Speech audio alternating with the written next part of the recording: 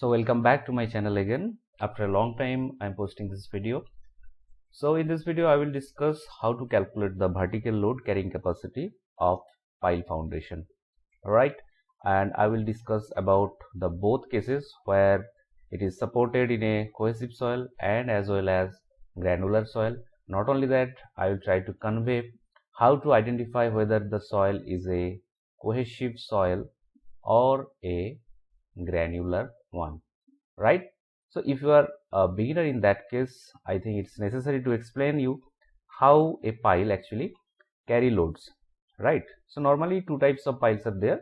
First one is end bearing, and here the concrete column is rested over the hard strata.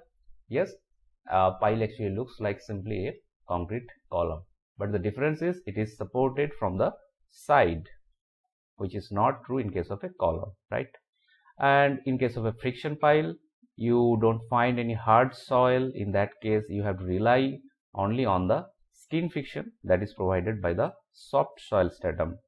And if you are lucky enough, in that case, you will find the hard strata at the bottom of the pile, and in addition to that, you will get some frictional resistance provided by the soft strata, right?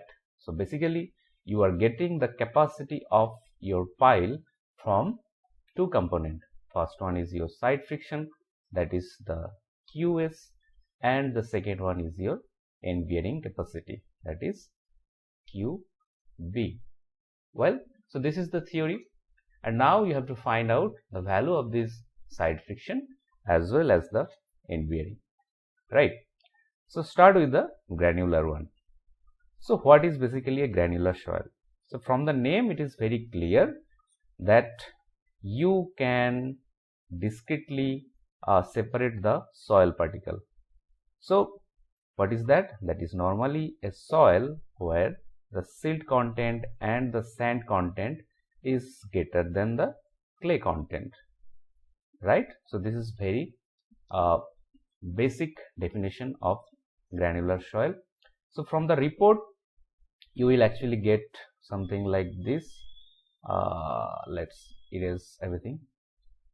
Okay, great. So it's a report that has been taken from a detailed project report, and here you can see with the depth, this is the depth, right? 5 meter from the GL.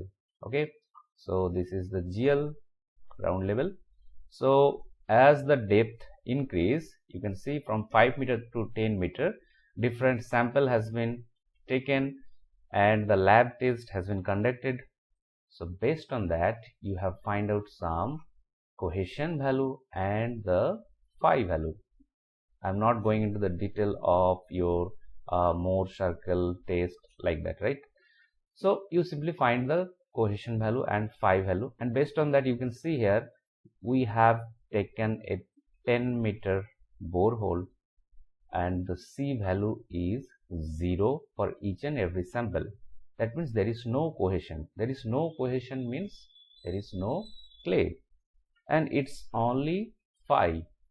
Phi means it represents that the soil is mainly composed of silt and sand. So we can say that this type of soil is simply a granular soil, right? So how to calculate the capacity of piles in case of a granular soils? You know that this is the end bearing, right?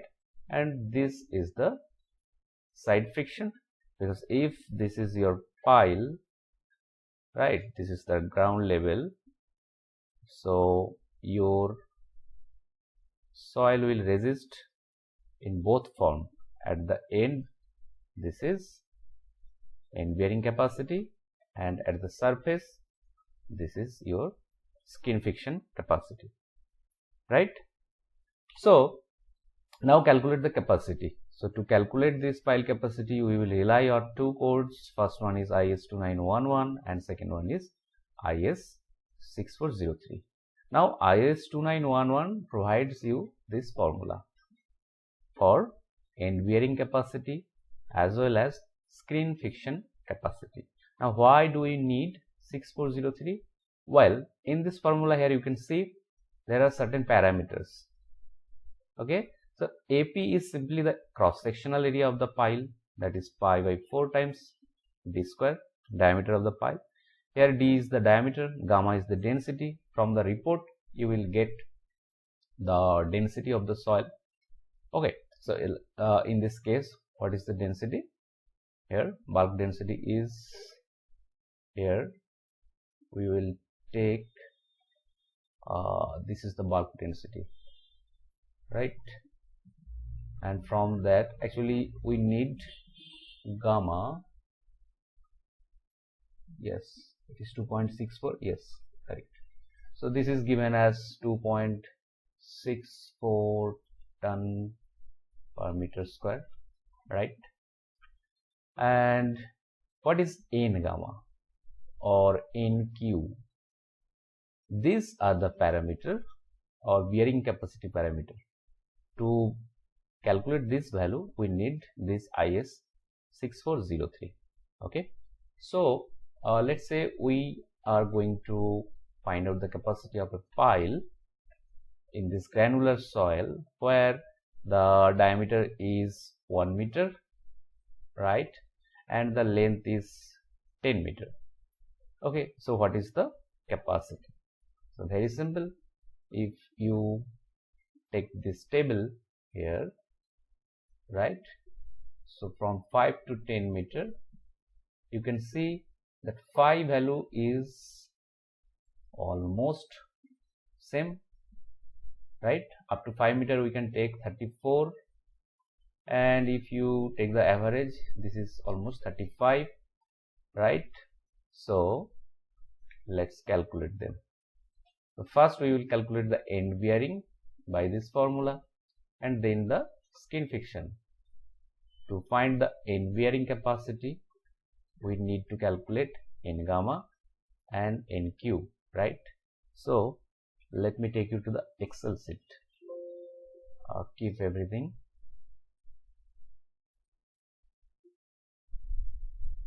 So this is the Excel sheet. First we will calculate for the granular layer, right? And here we have put the diameter as 1 meter, length is 10 meter, and this is for granular soil. Here you can see.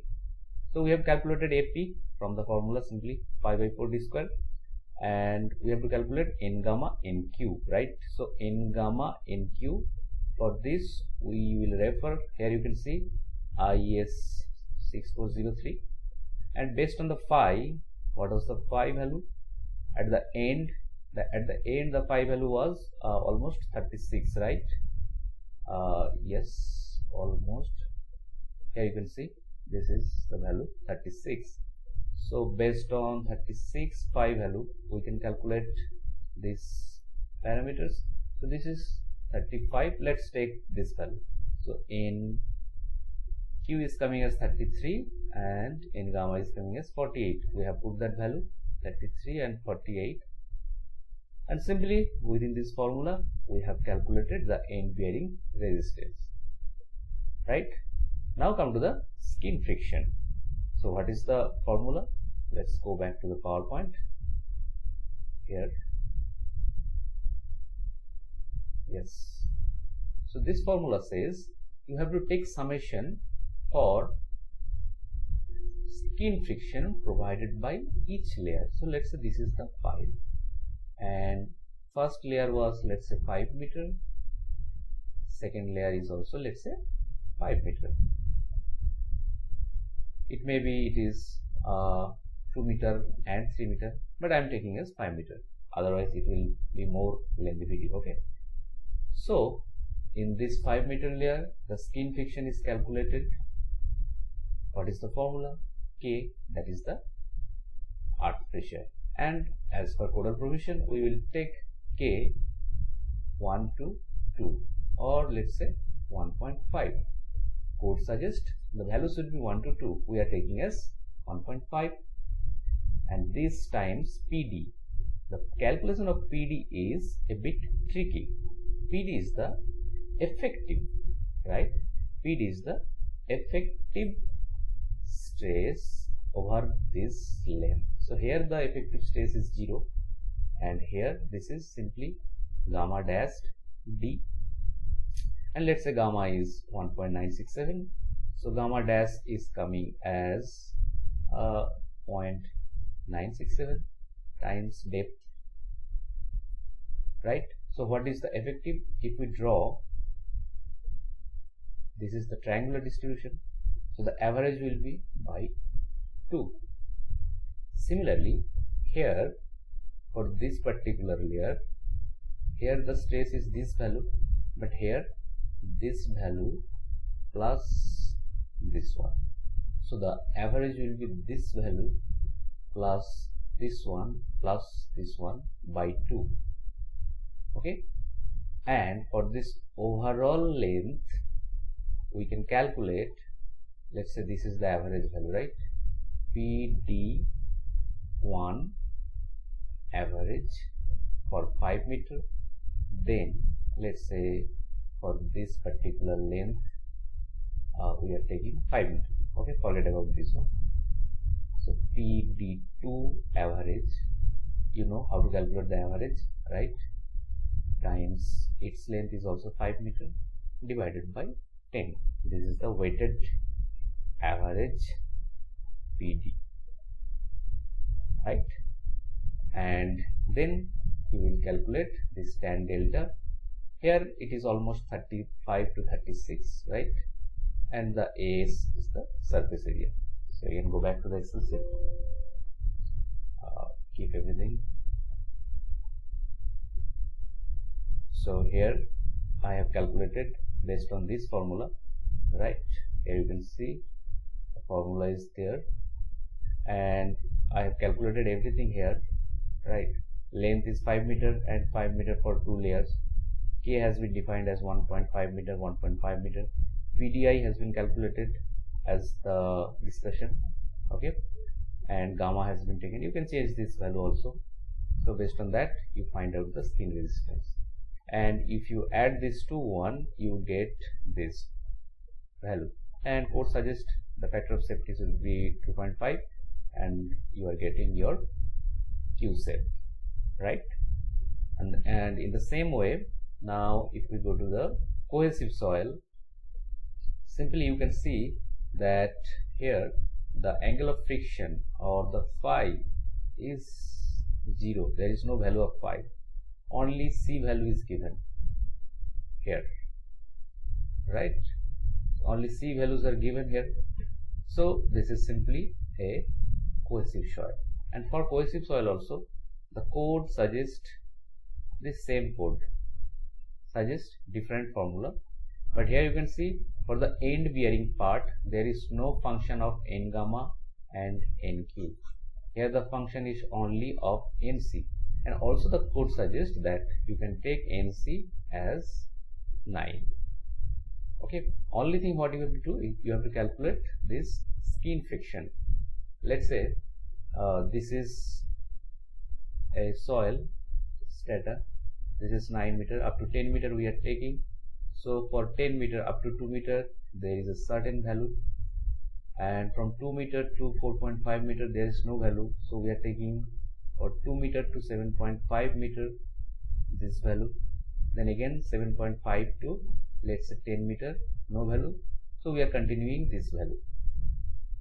Okay, so alpha we are taking as 1. C value for each layer you can get from this average C value, right?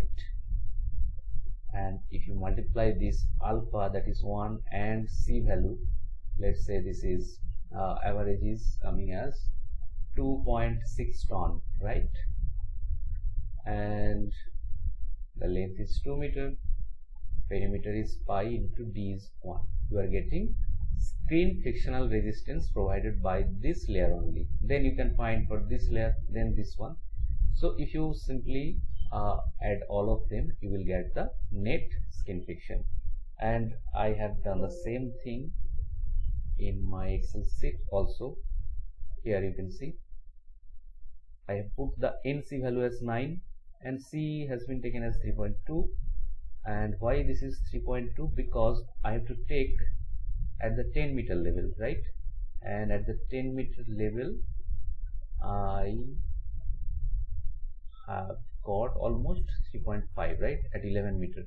So I have put this value, right. You can take 3.5 also. Now much difference will not be there, right. So Q surface now it is coming as, you can see, 51. If we do it 3.5, it is coming as 52. Okay, and the skin friction resistance has been calculated in the same way I have just explained. Alpha has been taken as 1 for different layer. I have taken 4 layer, right, sorry, 2 layer, and it is almost same. C has been taken as 3.2, the first one, and then 3.5. I have taken the length as 5 meter and 5 meter. Okay, so you can do it more minutely for your accuracy, but the basis remains same. Okay, so that's it. After a long time I have posted a video, and I apologize for its lengthiness, right. If you love this video, don't forget to like and share it.